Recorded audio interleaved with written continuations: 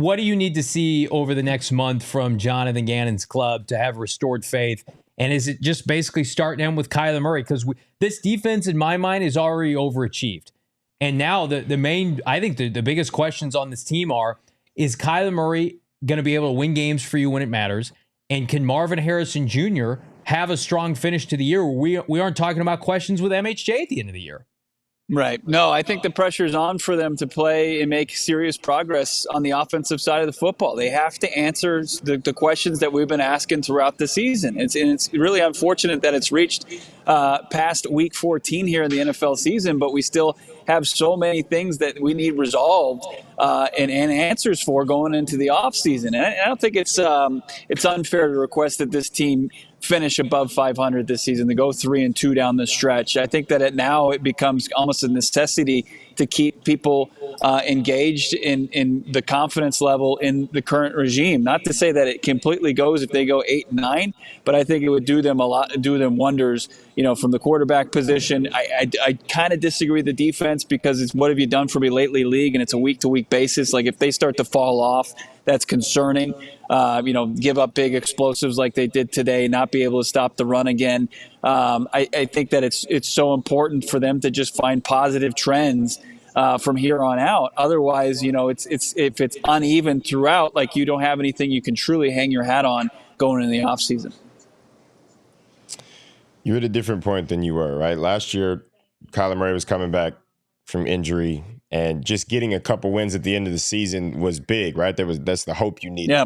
Like, this season is completely different. You've had your quarterback from week 1, right? So I don't think getting a couple of wins to lead to end this season does nothing for you. I think it's a failure right now. I mean, you're failing right now. Everybody's failing right now in this organization.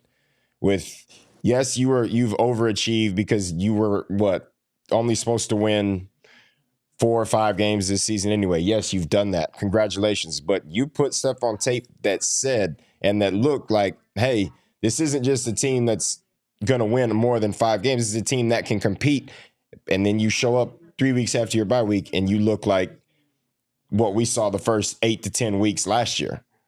Defensively, offensively, it's just not acceptable. So anything other than not winning out right here, like, it's a loss for this season. You can say, oh, we building. You're not building. Nothing got built. You were building. You were trending.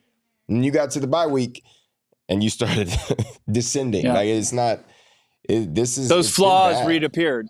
Yeah, and it's reappeared. Top to bottom. Right? It's quarterback play, it's defensive play, it's offensive line play, it's everything. I mean, you've got, like we've talked about, there's a handful of guys on this team that show up every week. A handful. It might be less than a handful. There's what we've said a million times, there's no dog in anybody out here outside of 3 or 4 guys on this team. Outside of that,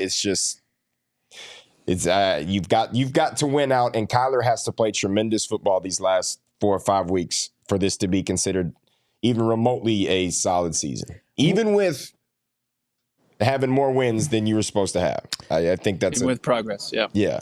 I would ask people out there to pose, what does this team do well now at 6-7? I would argue they do very little well. They don't rush the passer. They don't take the football away defensively. They don't intercept passes. They didn't tackle well today. The special teams are regressing right now with Chad Ryland. And then offensively, sure, you can run the football with James Conner. Congratulations. What's that bought you? A losing record. You can't throw the football downfield. Your first-round picks this year have been a massive disappointment when you consider the on-field impact. You were supposed to be a draft and develop organization. And right now, I mean, how many cornerstone building blocks, to your point, are trending upward? It's a devastating way to go 13 games into this season. Now, there's still time.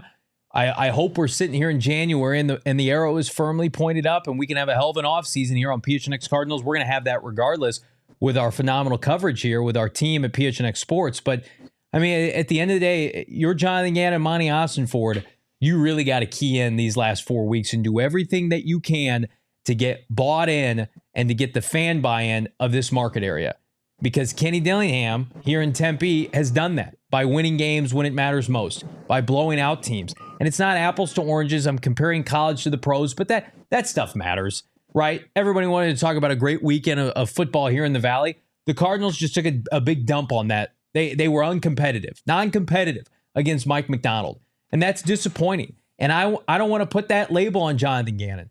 He's a good football coach. And I think he's got good coordinators. I think he's got a great defensive coordinator. But this offense in particular, gentlemen, is dragging this franchise down. And it's led by a quarterback right now who remains a polarizing topic. And he's got to do some inner soul searching of like, I got to get this thing together to pull my teammates up to let us finish on a high note. Because right now, you had a golden opportunity to go to the playoffs. It's dead now, and it puts into question everything moving forward with Kyler Murray.